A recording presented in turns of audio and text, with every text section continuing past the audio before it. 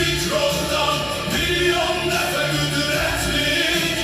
Hem Ali, hem Kamil, hem de ki hoş niyetli. Kınayacağım adamı, yeme üçün yaşayanı.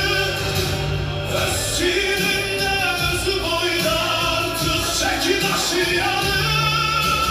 Kınayacağım öz canını, çirkin paraya satanı.